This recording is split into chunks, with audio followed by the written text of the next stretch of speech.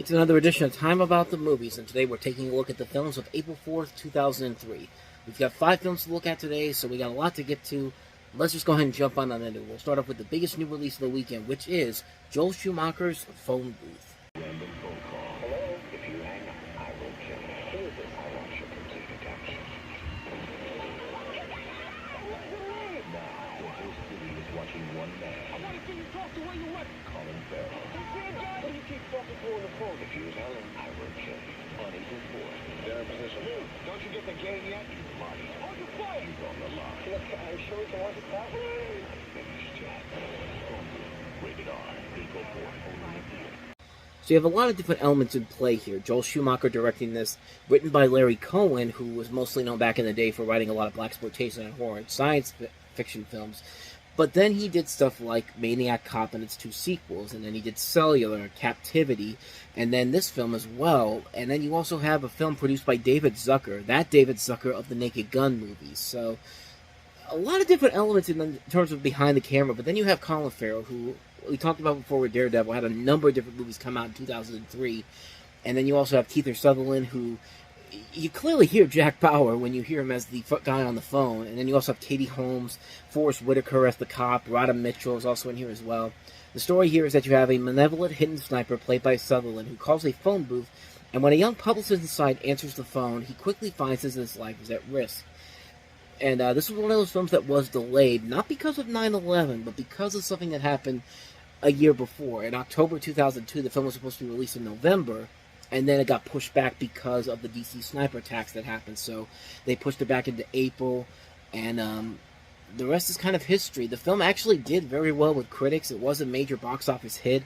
The film itself is really good up until it gets to the final couple minutes. I mean, it's a film that has everything going for it, but the ending I think is a little bit of a cop out. And I think that's many people's complaints about the film, is that the ending does feel like a cop out in a big way, and I don't think it's that big of a cop-out, but it's definitely a cop-out. It feels like something that's completely out of the norm for the rest of the film, because the rest of the film is really damn good, and it's mostly because of the performances by Colin Farrell and Kiefer Sutherland, as well as Forrest Whitaker. Like, Colin Farrell's really good in the film, and it's not I'll say this, it's a bad ending, but it's not an ending that completely ruins the overall enjoyment of the film. I still found a lot of elements to enjoy about this film in particular.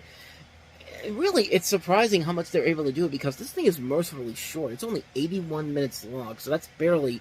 It's not even hitting an hour and a half in terms of the length of this movie, and yet here it is. But like, it would have been really great, probably one of the best movies of the year, had it not had that ending that was goes for a little bit too much of a cop-out ending.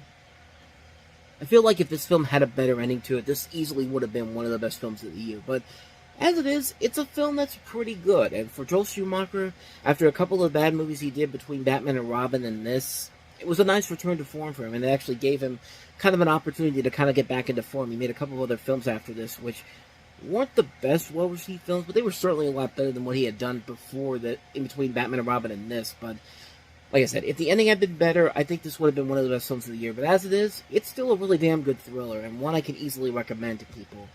Phone Booth.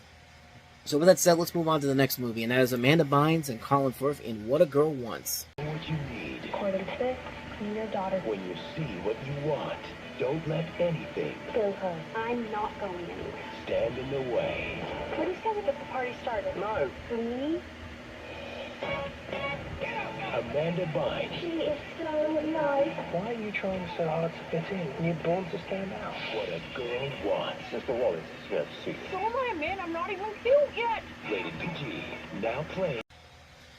One of those movies that, once again, you realize that Amanda Bynes really had a lot of comedic potential and had a lot of possibilities, but then her career just took that downfall, and just like, I miss this Amanda Bynes, man. But What a Girl Wants shockingly does not have that song by Christina Aguilera, which is amazing to think about, because it's kind of like with The Hangover and that Katy Perry song Waking Up in Vegas. How is that song not featured in that movie? But in this movie, you have Amanda Bynes as a 17-year-old girl who goes to England to meet the father she never knew. So it's kind of like The Princess Diaries in a way, kind of a little bit of a lesser version of The Princess Diaries. And it's a film that, because The Princess Diaries, as much as I don't have that appeal to that movie like everybody else does, you can still look at that movie and find a lot of value to it because of the performances by Anne Hathaway and Julie Andrews. But in this particular film, it just feels like Warner Brothers is trying to create their own Princess Diaries. It's a film that sadly does not have that same spark that film does, that nice charm to it. As much as Amanda Bynes is trying her best here to save it, it kind of goes where you think it's going to go here. It's a film that's more on the appealing line for strictly kids, strictly little girls. I think girls in particular get a kick out of it. A guy like me, per se, like, as much as I love Amanda Bynes, it's definitely something that would be like, nah. She's doing her best, the best she can, but she's not really saving the movie from anything too spectacular. I mean, a critic put it in the best words. It's a sanitized adventure for the Mary-Kate and Ashley set, which is funny because this director, Denny Gordon, guess what his next movie is? The one Mary-Kate and Ashley Olsen movie that went to the big screen and was a huge flop, and that was New York Minute. And we'll get to that one in the next year, but, yeah. Talk about a coincidence there. But, as far as this film goes, there actually was a controversy, too, because before the U.S. release of the film, there was actually advertisers where they were forced to remove the peace sign that Amanda Bynes was giving in the poster because of the invasion of Iraq by the U.S. in 2003, and Warner Brothers basically said, in a time of war, we made a slight alteration so that we can avoid any potential political statement in a completely non-political film, which, okay, I guess. I mean, they did the same thing with the Spider-Man teaser poster when the 9/11 attacks happened. I mean, I guess it's okay I guess you could do that, I guess, but I don't know. I don't think anybody would have really given that much of a deal to this movie if they kept it in there. And I think they actually did put it back on for the DVD of it, the VHS and DVD later on in the year. I could be wrong on that, though. Don't quote me on that.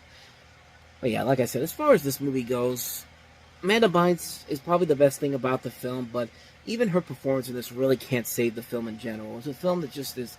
It's a watered-down version of the Princess Diaries, really, when you really look at it. It's just... I guess little kids will like it, little girls in particular, but someone like me, I really didn't get a kick out of it for obvious reasons, because it really wasn't made for me, per se, but I saw it because I like Amanda Bynes, and I just wish they'd given her I just wish they'd give her a better film to work with here, but I digress. Let's go ahead and move on to the next movie we have here. Vin Diesel trying to follow up his success with Triple X the year before with A Man Apart. Successful anti-narcotics crew and law enforcement. Let the games begin. Push to the edge. Let's roll! Driven to the limit. Now there's hell to pay. You didn't think I was going to get to you? Vin Diesel is. Whoa!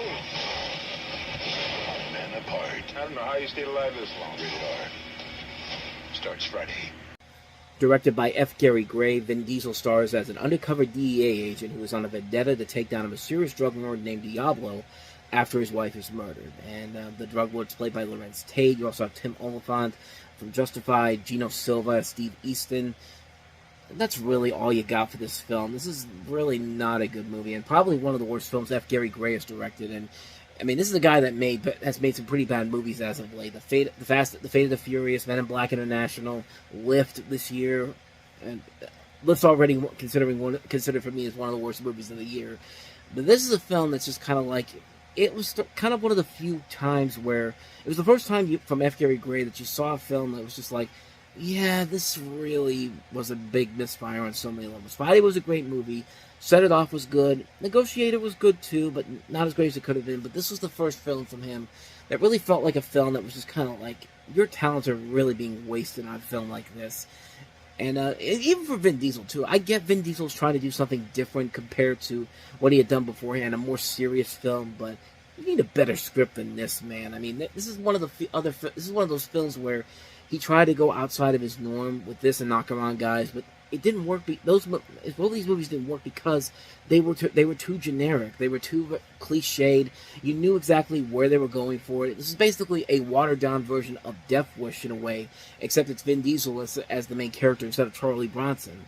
But even the canon sequels of Death Wish were more legitimate than this movie here, and that's the sad thing about it, because you see Vin Diesel's trying his best to do something outside of his norm, and he's really putting his all into it. But like with Amanda Bynes and What a Girl Wants, he can't save the film if the script isn't that good. It's a film you've seen done to death so many times. It runs for way too long, and nobody really wanted to see him in a movie like this without a good script to work with. And, yeah, what more can you say about that one I haven't already said already? One of F. Gary Gray's worst films, one of Vin Diesel's biggest disappointments. The potential was there, just a bad script really hurts itself in the long run when it's all said and done. So, with that said, let's go ahead and move on to our next movie. Eddie Griffin's stand-up comedy film, DysFunktional Family. Eddie Griffin is taking on his family, one relative at a time. Has anybody in here ever had their mama try to run them over with a car? I know I ain't the only one. I went to whoop him and he turned around and hit me. It was like The Exorcist. Her head spin around. That guy's an Uncle Curtis that wants to be a porno star. Free Souls of Flow Part 21. He'll show you porno starring him. Eddie Griffin Live, Dysfunctional Family. So in this movie, it's a live concert film starring Eddie Griffin performing his stand-up act. The central theme of the concept is family and how Griffin's difficult yet loving clan helped him become a star. Griffin introduces his family via anecdotes and documentary footage, relating infamous tales, including how his mother once chased him down with her car, how an uncle's drug abuse almost destroyed him, and the pride another uncle takes in his prestigious pornography collection. Ideas that could be funny, but this is no Eddie Murphy Raw. This is no Delirious. This isn't even a Martin Lawrence live Run Tell That. This is just a film that just feels like everybody else is doing a stand-up movie, so I feel like I need to do one too. And not saying that everything about this is bad. There are times when there are some legitimately funny moments, but it kind of feels like one of the later Kevin Hart films. Like you get laughs from it, but you never really feel like you get the right amount of laughs that you could say that you should recommend this. I mean, Eddie Griffin is a star, but he's no Eddie Murphy. He's no Martin Lawrence, where you see a new stand-up film from him. He's no Dave Chappelle. Whenever you see a new stand-up special with them, you want to see what they're going to do, because you know you're going to laugh really hard if it's done very well. And those Eddie Murphy, Martin Lawrence, and Dave Chappelle have done it very well in the past. Eddie Griffin, not so much. I mean, like I said, a couple of times it does get some good laughs, but not enough for me to say that I should recommend it. I guess if you are a hardcore Eddie Griffin fan, I think you can find some value in it. But me personally, I just felt like it was a film that at times had some decent moments, but not enough for me to say you gotta check this movie out. So take that for what you will. Dysfunctional Family just didn't work for me personally. So let's go ahead and move on to the last film we have here, which is Cowboy Bebop, the movie.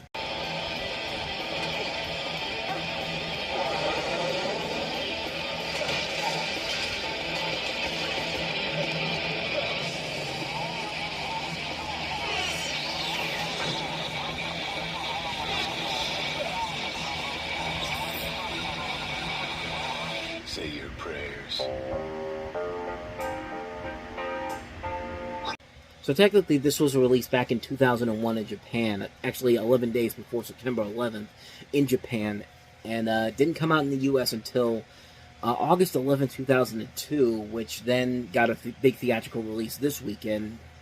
Take that for what you will, because I certainly don't know how that releasing strategy works, but you have a film here that's basically set between episode 22 and 23 of the show, where you center around a mysterious terrorist planning to exterminate the human population of Mars by releasing a virus.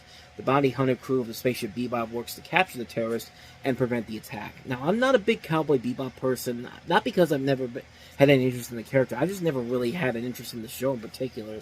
But I know recently the Netflix show has kind of enlightened everybody's peak interest in the show again. But for me, I just was never really that big of a person. I really wanted to check the show out.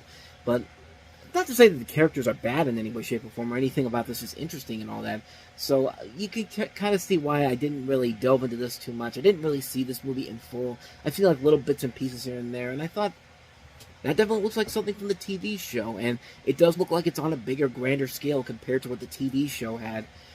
That's really all I got for you, man, because I really, like I said, I haven't seen the show, I haven't seen the movie, so I can't really say for certain if it's any good, if it's really good. I'm guessing it's really good. It's got positive reviews from the fans of the show, so I guess they like it, but other than that, though, there's not much more I can really say about this film because I haven't seen it, but, came out this weekend, might as well bring it up. Cowboy Bebop, the movie. So on that note, we wrap up another edition of Time About the Movies. We'll jump into April 11th next time with 4 films. Adam Sandler and Jack Nicholson, the pair-up we've all been waiting for in Anger Management. That's a joke, of course. Not a lot of people will wait for it. Maybe they have. I don't know. But we also have House of a Thousand Corpses from Rob Zombie, James Cameron's documentary Ghost of the Abyss, and we also have Better Luck Tomorrow, which is directed by Justin Lin.